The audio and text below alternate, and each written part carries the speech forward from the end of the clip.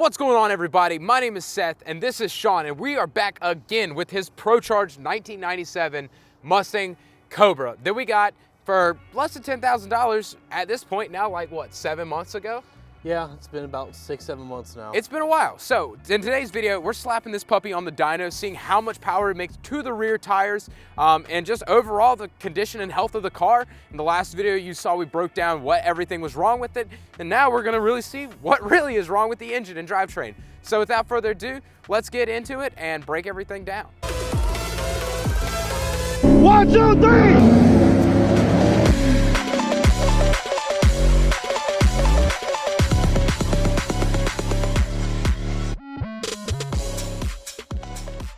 Alrighty guys, so like I just mentioned in the intro, we're putting the car on the dyno in today's video, and honestly, I'm gonna go over what I thought the initial power numbers and everything of this car are, because at this point I know how much power it made, but beforehand I didn't. And honestly, my wheel guesstimation was about 360. I'd seen a video that VMP had did on one of these on the stock Procharger tune. It made like 320 if I remember correctly to the tires, so I was thinking maybe 360. It felt really spicy, 410 gears, the T45, everything like that. It felt like a spicy 360 wheel horsepower car on a good day, and it, as far as we know, is on the original Procharger tune. It's got an intake on it, and then it's got long tube headers. So we just were kind of guesstimating at like a conservative level. And Sean, I'll let you go ahead and say what you thought the car was making and all your stuff about it. So I had actually went through Procharger's official website and dug through all the forums and everything like that, just seeing what other people were making for similar mods and similar.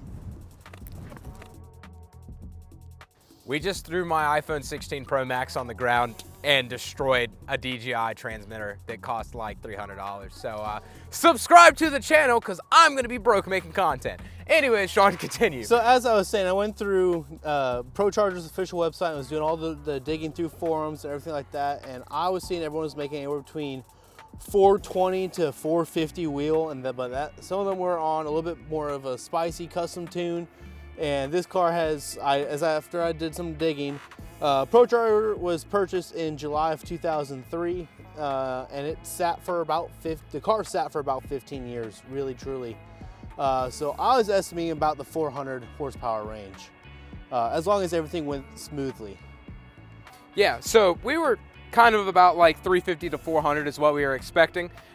So without further ado, we're gonna go ahead and roll the clips of this thing going on the dyno, making some pulls, and then a GT500 that's pretty spicy, and then we'll come back and talk about it.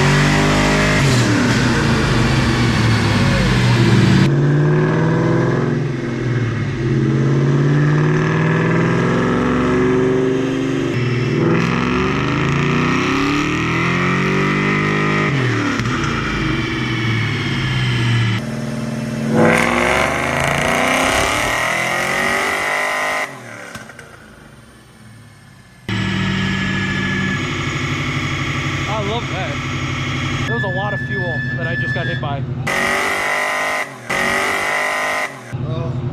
A lot.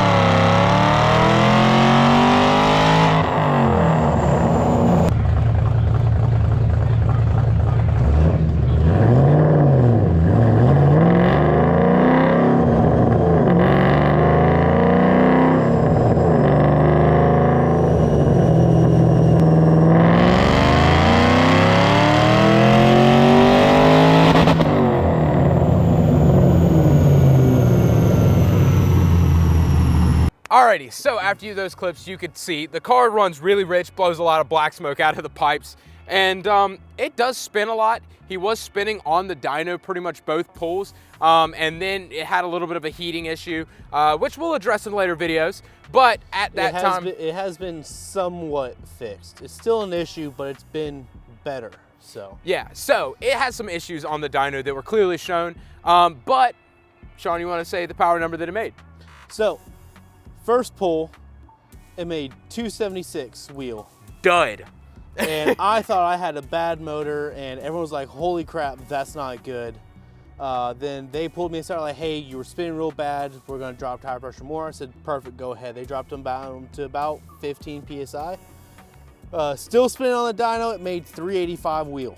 Yeah, so pretty much where we were estimating in that ballpark number, between 350 and 400. The dyno that I know he was on is kind of a little bit of a heartbreak dyno. Normally reads pretty low. We know we have a coworker who has a car that makes 750 wheel that has only made 720 on that dyno, so it reads a little bit lower.